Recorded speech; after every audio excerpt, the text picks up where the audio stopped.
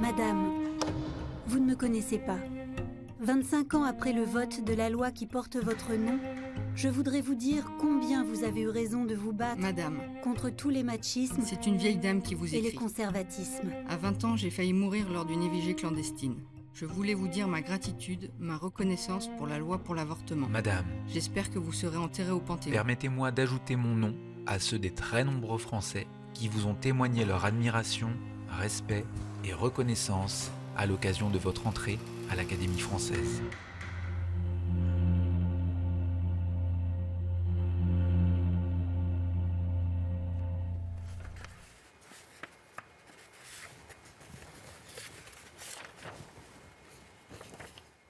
Magasin M204, travée 128, quelque part dans le labyrinthe des archives nationales. Des centaines de cartons qui contiennent les archives privées de Simone Veil. 80 mètres de rayonnage où se mélangent documents officiels et papiers plus personnels. De son discours annoté de sa main, prononcé à la tribune de l'Assemblée nationale en 1974 pour défendre l'IVG, au compte-rendu du Conseil des ministres, mêlé à des correspondances privées ou des agendas. Autant de pièces qui témoignent de l'imbrication de la vie privée et politique de Simone Veil. Il y a quand même pas mal de documents, peut-être qui pourraient paraître anecdotiques et moins importants sur le fond, et qui dans la forme ont un intérêt. Je prends tout simplement un discours par exemple qu'elle a rédigé lors des élections européennes, de la campagne des élections européennes de 1984.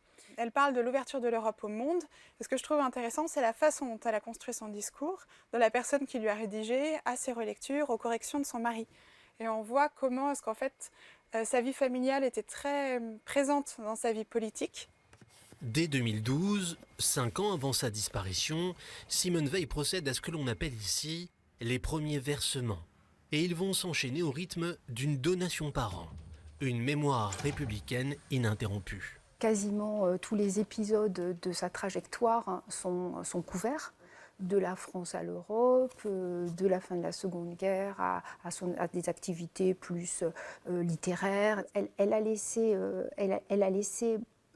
des traces très organisées, très structurées et très consistantes.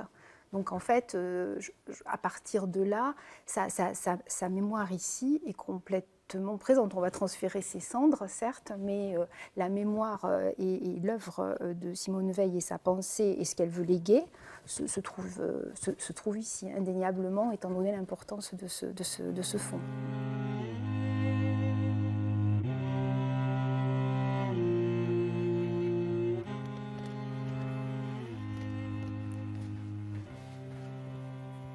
Une mémoire dans les archives qui commence par la magistrature. Simone Veil a 27 ans. Tout juste diplômée de droit, elle choisit l'administration pénitentiaire. Devant les réticences de son mari, elle renonce à une carrière d'avocat, mais pas à rendre la justice. Simone Veil, ce qui était d'abord sa première caractéristique, c'est qu'elle a voulu travailler. Elle avait déjà, je crois, 2 enfants, 3, et elle a voulu travailler. Et là, elle a choisi l'administration pénitentiaire, ce qui était extrêmement rare, parce que la direction de l'administration pénitentiaire est naturellement une direction très rude. Elle a été vraiment reconnue comme quelqu'un ayant joué un rôle décisif dans l'évolution des conditions de détention, et en particulier l'évolution des conditions de détention des femmes. Les femmes étaient moins nombreuses que les hommes en détention, beaucoup moins nombreuses.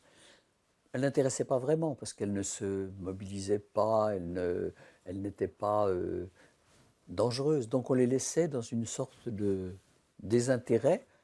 Quand Simone s'est occupée du transfert des femmes de la prison d'Agneau qu'on fermait à la centrale de Rennes pour les peines définitives, on interdisait aux femmes d'avoir les photos de leurs enfants. Je ne sais pas si vous imaginez ce que ça peut être sur le plan d'essayer de réintégrer dans la société les femmes. Parmi les pièces retrouvées, un procès verbal, comme on en rédige des centaines par jour dans la haute administration. Ce jour-là, c'est Simone Veil qui tient le stylo et préside la séance de la réunion sur les droits et obligations des détenus. Si la cellule n'est pas chauffée, le puni doit pouvoir garder à sa disposition durant la journée un nombre suffisant de couvertures. La lecture est permise et les détenus poursuivant des études doivent avoir à leur disposition le matériel scolaire qui leur est nécessaire. Il doit être laissé aux punis, papier et crayon, pour qu'ils puissent écrire. Il y avait quelque chose d'incroyable, d'improbable qu'elle se retrouve dans cette administration pénitentiaire sur des questions carcérales. Et pourtant, ce que je trouve remarquable, c'est que justement à cette fonction, elle va être celle qui va penser un rapport à l'humain, aux conditions de vie, c'est-à-dire un souci de l'humanité ou de la justice dans ce monde derrière les barreaux. Et c'est comme si vraiment son expérience allait en permanence trouver une traduction particulière dans son souci des autres, dans des postes les plus incroyables ou improbables dans lesquels, en tant que femme politique, et en tant que femme politique ayant connu la déportation, elle va se trouver.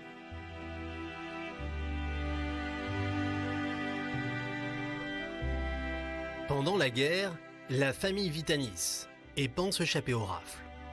Arrêtée en avril 1944, au lendemain des épreuves du bac, la famille est séparée. La jeune Simone Jacob va être déportée avec sa sœur et sa mère, d'abord au camp d'Auschwitz, puis à celui de Bergen-Belsen.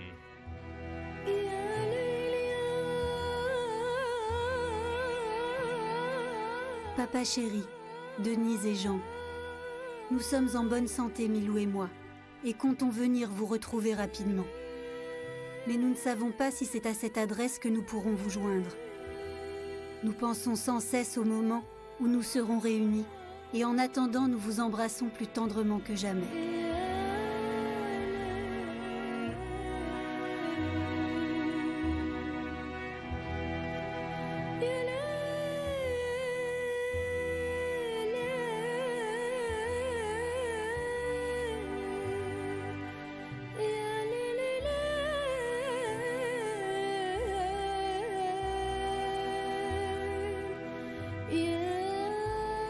Elle reviendra à Paris, seule, avec sa sœur en mai 1945, mais ne reverra jamais son père et son frère, déportés de leur côté en Lituanie.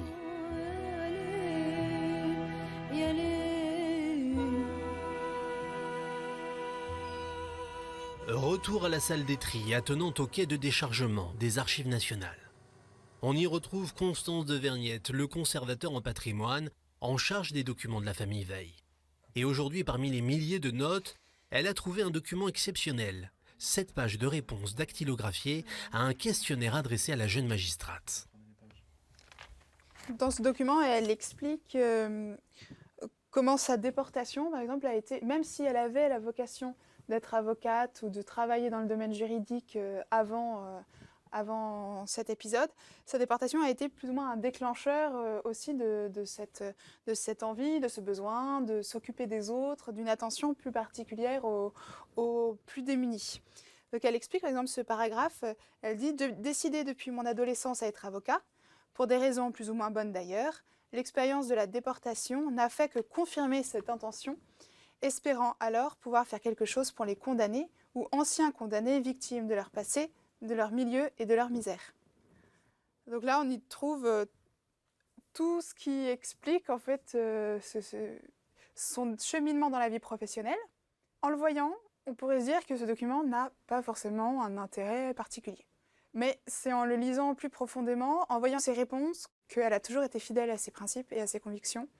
Et que ce document écrit en 1960, elle aurait pu très bien le réécrire en 2014, ou enfin très récemment.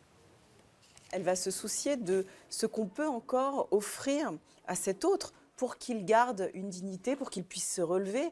Et là encore, la question de la résilience qui est si centrale dans sa vie et qui est en fait sa propre résilience qu'elle raconte par ses actes politiques est omniprésente. Comment on fait pour que l'autre se relève, pour qu'il puisse encore être ?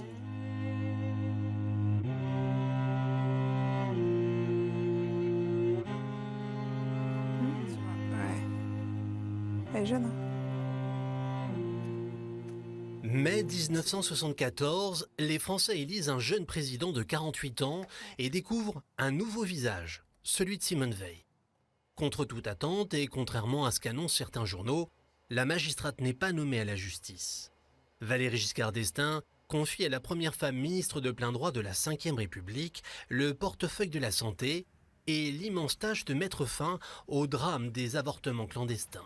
Il s'agissait de 250 à 300 000 avortements par an clandestins en France, dans des conditions de santé tout à fait dramatiques, avec des morts, des femmes devenues stériles, et de toute façon, il y avait un devoir pour un gouvernement de ne pas laisser s'installer ce risque permanent, alors que dans des pays comme la Belgique ou la Suisse, à l'époque, les femmes qui en avaient les moyens allaient se faire avorter. Le combat, elle l'a mené, bien entendu, d'abord au sein de la majorité qui soutenait le gouvernement, puisque, je rappelle, que 8 mois avant, en décembre 1973, avait été rejeté un projet de loi présenté par le garde des Sceaux de l'époque, Jean Tétinger, et qui, en gros, dépénalisait l'avortement. Et ça avait été repoussé assez largement. Et c'était les mêmes députés, c'était la même majorité parlementaire, puisqu'il n'y a pas eu de dissolution après 1974, qui était en face d'elle. Et donc, elle avait un courant tout à fait considérable à remonter. Le débat a commencé à l'Assemblée nationale le 26 novembre 1974 à 16h. Edgar Faure, en jaquette pour marquer la solennité de l'événement, est monté au bureau, et puis Simone Veil a entamé son discours. Je le dis avec toute ma conviction, l'avortement doit rester l'exception, l'ultime recours pour des situations sans issue. Mais comment le tolérer sans qu'il perde ce caractère d'exception, sans que la société paraisse l'encourager ? Je voudrais tout d'abord vous faire partager une conviction de femme. Je m'excuse de le faire devant cette assemblée presque exclusivement composée d'hommes. Aucune femme ne recourt de gaieté de cœur à l'avortement. Il suffit d'écouter les femmes. C'est toujours un drame. C'est toujours un drame. Cela restera toujours un drame. C'est pourquoi, si le C'est l'un des documents les plus précieux et les plus émouvants de ces archives. Le discours, écrit par Simone Veil, annoté de sa main. Des traits rouges pour souligner les mots importants et les respirations à observer qui accentuent la solennité d'un moment historique. Simone Veil, alors qu'elle était novice en politique, et encore plus, je dirais, en relation avec le Parlement, a eu l'intuition qu'il ne fallait surtout pas qu'elle affronte cette majorité globalement hostile sous l'angle idéologique. Elle s'est donc bien gardée de présenter le texte sous l'angle d'une proclamation des droits des femmes, de la liberté des femmes à disposer de leur corps. Au contraire, Simone Veil a dit « c'est une question de santé publique ». Les débats se déroulent dans un climat hostile, souvent violent. Comme en témoignent les notes prises par Simone Veil depuis le banc réservé au gouvernement pendant l'examen du texte. Son écriture vacille quand elle note ce jour-là la phrase prononcée par le député centriste Jean-Marie Daillet qui compare l'IVG à l'extermination des Juifs dans les fours crématoires.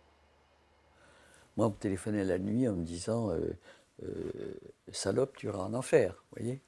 Bon, c'était pas très grave, mais c'est vous dire le climat. Un député est venu à la tribune avec un bocal dans lequel il y avait un fœtus pour dire, voilà, ce que vous voulez faire, c'est tuer. Oh ben, c'était surtout une énorme influence des catholiques. C'est-à-dire, le fœtus est un être vivant, donc c'est un crime.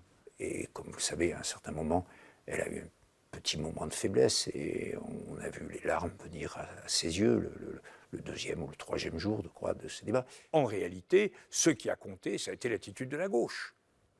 La loi est minoritaire à droite et elle est majoritaire, ultra-majoritaire, quasi unanimitaire à gauche. Et ça fait que Simone Veil a toujours eu, de ce point de vue-là, une aura, une réputation qui dépassait les frontières de la droite et du centre. Le 29 novembre 1974, dans la nuit, le texte est adopté. Mais Simone Veil n'est pas dupe de l'engagement féministe de sa majorité.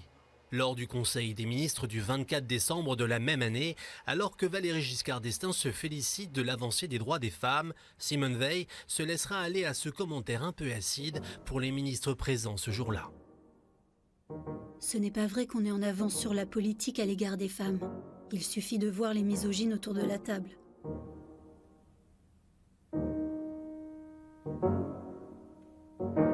Dès le lendemain du vote, les lettres affluent. Celle du député Lucien Neuwirth qui a bataillé 7 ans plus tôt pour autoriser la pilule. Celle de ses proches ou d'homonymes harcelés par les coups de fil de félicitations.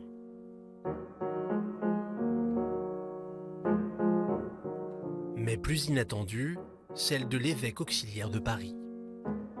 Madame la ministre, permettez-moi de vous remercier d'avoir accepté, au nom du gouvernement, l'amendement qui préserve la liberté de conscience des directeurs d'établissements privés. J'imagine sans peine ce que ces jours représentent pour vous. Soyez assurés que les grands débats sont aussi ceux où se noue une profonde estime pour ceux qui les assument avec toute leur humanité.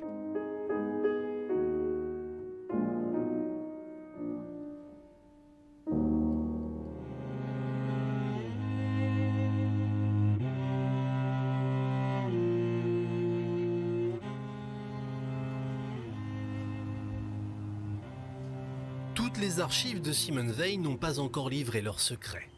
Le dernier versement vient tout juste d'arriver. Ce sont les documents qu'elle a gardés chez elle jusqu'à la fin. Comme cet agenda de 1979, année charnière. Simone Veil est choisie pour mener la liste centriste aux premières élections du Parlement européen au suffrage universel. Elle passe du ministère de la Santé au Parlement européen. Donc dans la même année, elle a deux fonctions complètement différentes. Voilà, là on commence par exemple en juillet. Ici nous avons au mercredi 20 juin, Conseil des ministres. Donc elle est encore dans sa période ministère, avec la présidence de Giscard d'Estaing. Et puis alors au mois de juillet, on passe plus sur le Parlement européen. Rendez-vous à Luxembourg, ce qui était avec Bruxelles et Strasbourg, un des points de réunion du Parlement européen. Hasard des découvertes, cet album, où sur des dizaines de pages, elle a collé des photos de ses affiches placardées dans Paris. Souvenir d'une première campagne électorale, elle qui n'a jamais battu les estrades ni tellement aimé s'exposer. C'était de très loin elle qui s'imposait. Il fallait une figure qui soit connue des Français, très populaire, qui incarne un engagement européen très profond et qui incarne la volonté de modernisation de la société française à laquelle Valéry Giscard d'Estaing souhaitait associer son septennat. Et là, il n'y avait pas photo. Voici le résultat du scrutin. Ont obtenu Monsieur Amendola, 47 voix. Madame Veil, 192 voix. Monsieur Zagari,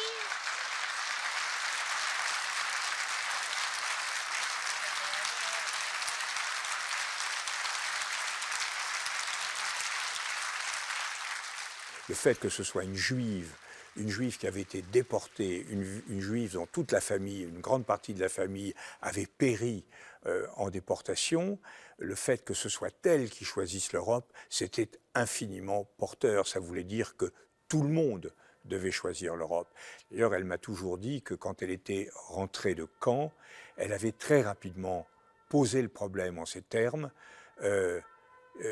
Pour nous, soit on tue tous les Allemands, ce qui était évidemment pas une option, une absurdité, soit on repart complètement à zéro et on fait ensemble quelque chose de différent. Simplement, l'audace intellectuelle, l'imagination, la générosité de Simone Veil, ça a été d'en tirer immédiatement toutes les conséquences. Le défi de la paix, tout d'abord. Dans un monde où l'équilibre des forces a permis jusqu'à présent d'éviter le cataclysme suicidaire de conflits armés entre les superpuissances, On a vu se multiplier, en revanche, les affrontements locaux. Je trouve que sur le plan européen, c'est une époque extraordinairement féconde. Le Parlement européen est élu au suffrage universel en 1979, mais par l'acte unique européen, au milieu des années 80, il obtient un droit assez compliqué, mais un droit de participation réelle à la décision législative, c'est-à-dire à la fabrication des règlements et des directives, alors qu'avant, il n'avait qu'un pouvoir consultatif dont tout le monde se moquait. Pendant 14 ans, Simone Veil va inlassablement plaider l'Europe. Redevenue simple députée européenne, elle se rend à Berlin en 1989, au lendemain de la chute du mur, pour fêter la liberté retrouvée, elle qui a toujours eu une aversion pour les régimes autoritaires, d'où qu'ils soient.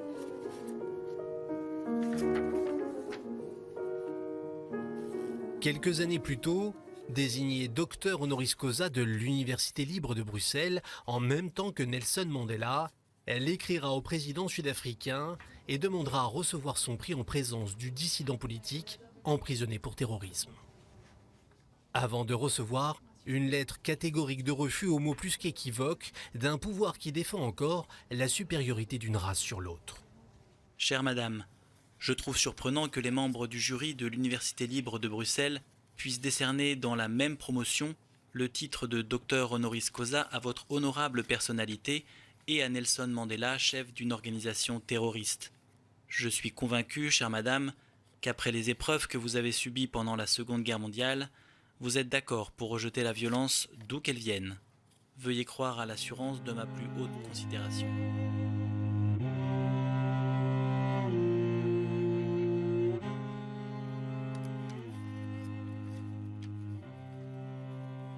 Après 2 années au ministère de la Santé qu'elle retrouve dans le gouvernement de cohabitation d'Édouard Balladur, Simone Veil quitte progressivement la vie politique, sans grand regret pour les batailles d'ego qui s'y jouent, et retrouve, dit-elle, une liberté.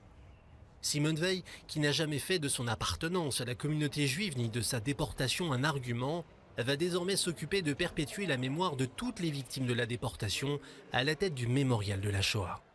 Moi, je me souviens personnellement, comme petite fille de déportée, que la voix de Simone Veil était comme la conversation ou le récit de ce que mes grands-parents ne pouvaient pas m'offrir. Moi, j'ai grandi avec un héritage de silence, où les choses, le drame de la Shoah a été transmis par le silence et par le non-dit. Il y a beaucoup de choses qui passent aussi par le silence. Mais quand la voix de Simone Veil et d'autres survivants surgissaient, eh bien, les gens de ma génération, petits-enfants de déportés, on était dans un silence que je qualifierais de religieux pour entendre ces mots qui nous manquaient dans nos histoires familiales. Ursule, Albert, Ursule, Hélène, Hilaire, Emmanuel, Grunfeld, Joseph, Grungras, Claude, Grinspan, Georges, Grinspan, Simon. Comme tous les ans au mois de mai, devant l'école primaire de l'Hospitalière Saint-Gervais à Paris, ses élèves égrènent les noms des 260 enfants juifs arrêtés au même endroit en 1942 par la police française lors de la rafle du Veldiv. Si elle saluera la reconnaissance par Jacques Chirac en 1995 de la responsabilité de l'État français dans l'arrestation et la déportation des Juifs de France, Simone Veil s'opposera toujours aux amalgames et dès 1960 à la diffusion par l'ORTF du film Le chagrin et la pitié. Dans ce documentaire, le cinéaste Marcel Ophuls dépeint une France passive plus que résistante. Mais pour Simone Veil, rescapée des camps, la vérité impose de ne pas désigner les Français comme tous coupables. Ce qui a dû sans doute lui déplaire, c'est la mise sur le même niveau de gens qui avaient fait le choix de la collaboration, et même de la collaboration militaire, de gens dont on recueillait le témoignage sur leur engagement aux côtés des forces armées allemandes en Russie, etc. Et puis des résistants. Donc il y avait une façon de mettre sur le même niveau les deux camps, qui était certainement quelque chose d'assez insupportable pour elle. C'est comme si, en toutes circonstances, elle refusait d'enfermer l'autre dans une seule image de lui-même. Et ce qui vaut pour son interlocuteur individuel semble valoir de son point de vue pour la nation française. Il n'est pas question pour elle de laisser ce narratif-là, le narratif d'une culpabilité générale ou d'une tâche collective, raconter la France et raconter sa France. Et c'est comme si elle avait un souci permanent de dire il y a cette histoire, mais ce n'est pas toute l'histoire. Il y a eu ces actes, mais ce ne sont pas tous les actes. Il y a eu ces Français, mais ce ne sont pas tous les Français. Et encore une fois, la possibilité d'être autre chose. Pendant 9 ans, enfin, elle va siéger au Conseil constitutionnel, avant de devenir membre de l'Académie française en 2010. Je crois que ce qui m'a toujours frappé chez Simone Veil, c'est la combinaison de deux choses. Un très grand engagement personnel, une sensibilité extrêmement forte à toutes les émotions, les épreuves, les confrontations qui ont jalonné sa vie. C'est une femme, elle réagit très fortement avec son intelligence, avec son cœur, et en même temps, une capacité de mise à distance intellectuelle et de prise de conscience très rapide de ce qui doit être fait quand on met les passions au vestiaire. Ça, c'est le secret de sa personnalité politique, ce mélange d'hypersensibilité et d'hyperlucidité. Le 1er juillet 2018, avec son mari, elle aura rejoint le Panthéon.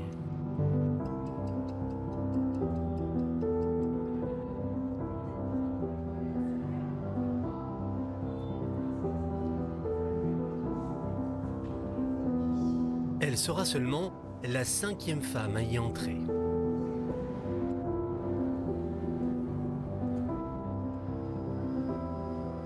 Mais c'est en Seine-Saint-Denis, aux portes de Paris, que ceux qui voudront la lire, la comprendre et s'inspirer de son héritage devront se rendre.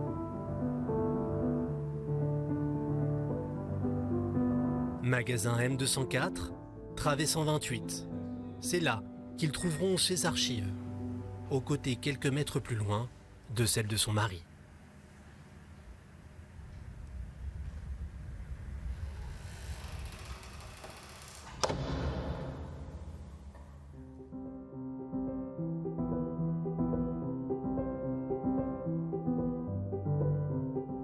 Bon, moi je pense que c'est celle-là que je prendrai parce que c'est la plus jeune, c'est celle peut-être où elle a le regard le plus résolu.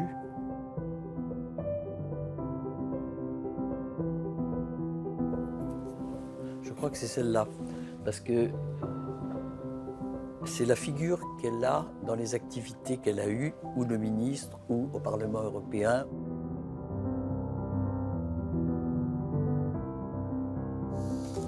Alors je choisis. Oui, Alors moi je choisis celle-ci. Elle regarde l'objectif, on a l'impression qu'elle nous regarde nous. Et il y a un regard qui est grave, mais en même temps, il y a la tendresse si particulière du regard de Simone Veil.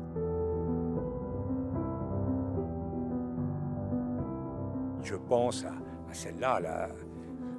On a là la femme du bilan qui regarde ce qui a été fait et qui, au bout du compte, trouve l'apaisement et en même temps une vigilance intacte.